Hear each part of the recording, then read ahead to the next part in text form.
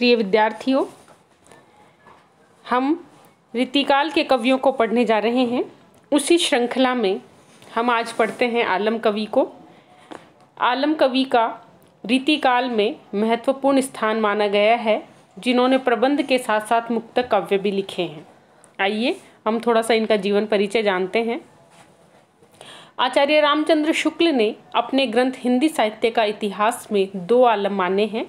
एक जो अकबर के समसामयिक थी और दूसरे औरंगजेब के पुत्र मुअज्जम के आश्रित।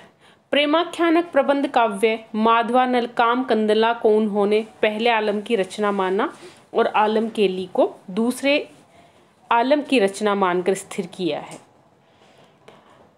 श्याम स्नेही, सुदामाचरित और माधवानल काम कंदला तीन प्रबंध काव्य और एक मुक्तक संग्रह है जो आलम केली, ये आलम के नाम से ही प्राप्त होते हैं।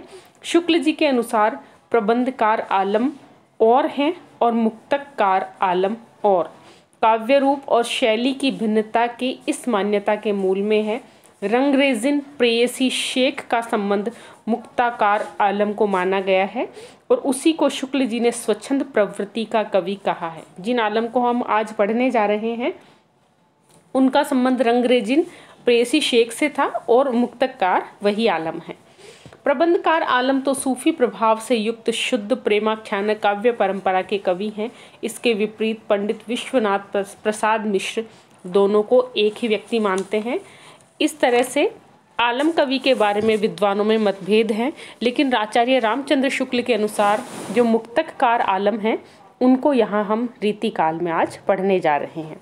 तो चलिए हम पढ़ते हैं इनका पहला मुक्तक। रुचिर बजर बरन चिरु चंदन चरचि सुचि सरदु को चंद चाही चितहि धरत है। विविध विलास बसी रास ब्रजपति प्यार तेई ब्रजबतियाँ उचित उच्चरत है।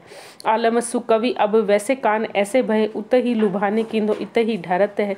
मधुबन बसत मधुर मुरली की धुन मधुप कबहु माधु सुरती करत है। यहाँ गोपियाँ श्री कृष्ण के लिए कहती हैं कि रुचिर बरन चिरु चंदन चरचि सुचि। जो श्री कृष्ण मथुरा जाने से पहले हमसे प्रेम करते थे, रुचिर बरन हमारे सुंदर वर्ण में, जिस गौर वर्ण में उनको रुचि थी, चीरू हमारे वस्त्रों में जिनको रुचि थी, चंदन चरचि सुचि और चंदन आदि का लेप जो उपटम जो अंगराग हम हमारे शरीर पर धारण किया करती थी, उससे उस अंगराग से, उन प्रसाधनों से, उन सौंदर्य वेशभूषाओं से जो श्री कृष्ण प्रेम करते थे। शरदु को चंद चाही चित्त ही धरत है और शरद ऋतु के पूर्ण चंद्र के समान जो रूप अपने चित्त में, अपने मन में, अपने हृदय में जो धारण करते थे।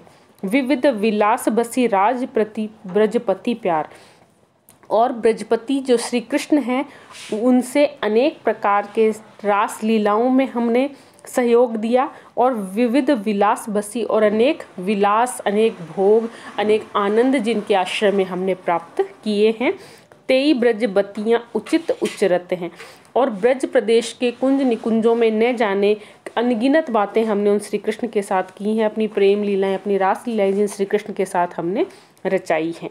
आलम सुकवि अब वैसे कान ऐसे भय। आलम कहते हैं गोपियों के माध्यम से कि वैसे कान जो श्री कृष्ण हम में इतनी रुचि दिखाते थे, जिनके सानिध्य में रहकर हमने इतनी प्रेम लीलाएं की हैं, इतनी प्रेम क्रीड़ाएं की हैं, वो श्री कृष्ण अब ऐसे भय, अब ऐसे हो गए हैं, अर्थात वो बदल गए हैं। उनका जो स्वभाव है वो कुछ और ही हो गया है। उत ही लुभाने की तो इत ही ढरत है। उत ही लुभाने, वो तो उधर लुभाते हैं, उधर मतलब मथुरा में लुभाते हैं। मथुरा जाकर वो उन लोगों में इतने ज़्यादा उलझ गए हैं, उनके प्रति उनका आकर्षण इतना ज़्यादा हो गया है कि इत ही ढरत है। इधर इनका उनको आने का न तो मन करता है और न ही हमें याद करते हैं। मधुबन बसत मधुर मुरली की धुन, और मधुबन में रहते हुए, मथुरा में रहते हुए अपनी मधुर मुरली की धुन उन्हीं लोगों को सुनाते हैं, उन्हीं लोगों को अपना प्रेम प्रदान कर रहे हैं। मधुप कबहु माधो सुरती करत है। माधो, हे श्री कृष्ण, कब आप हमारी सुरती, कब हमारे आप याद करोगे।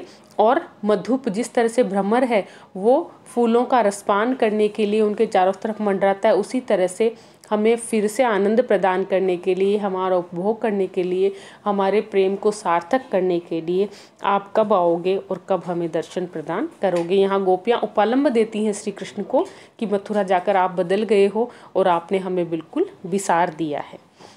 यहाँ ब्रज भाषा के माध्यम से विप्रलंब श्रृंगार का वर्णन आलम कवि कर रहे हैं।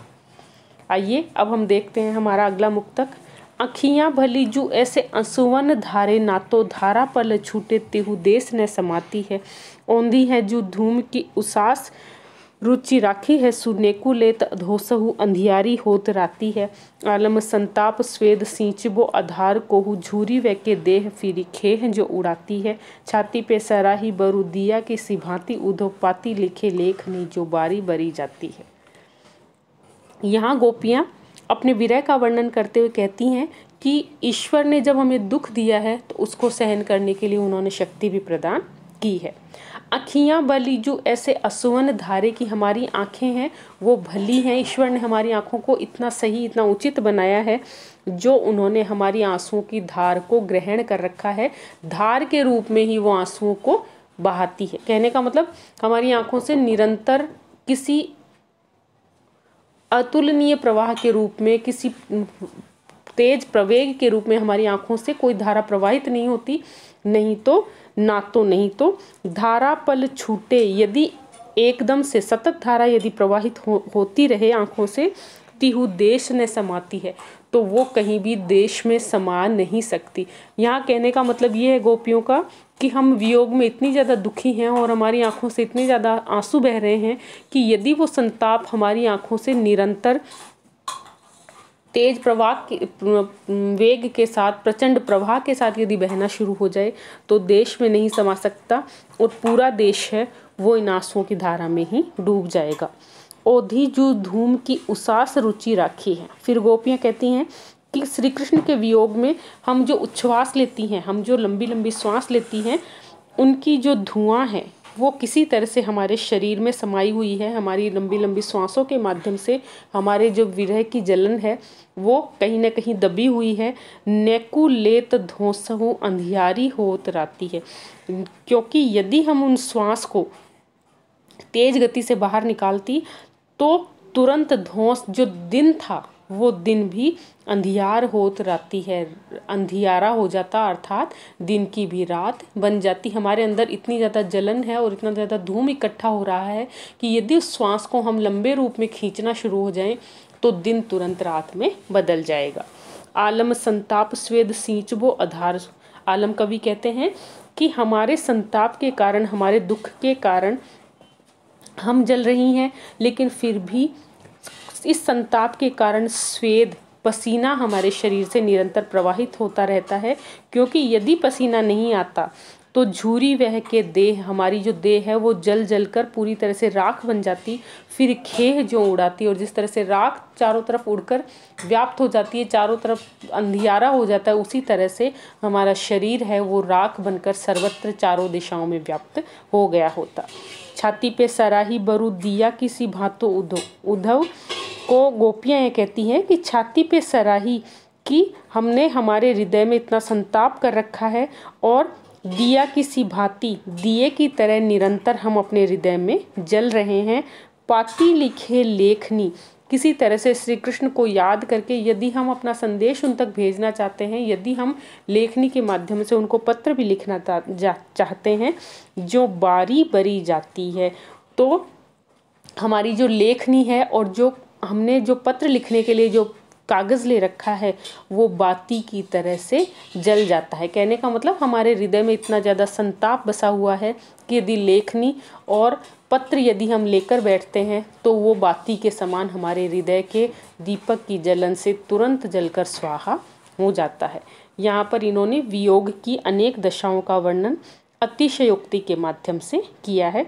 विप्रलभ श्रृंगार का यहाँ माधुर्य गुण के साथ आलम कवि वर्णन करते हैं। आज के लिए इतना ही। अनुप्रास अलंकार है इसमें। अगली वीडियो में हम आलम कवि के बाकी मुक्तक को पढ़ेंगे। धन्यवाद।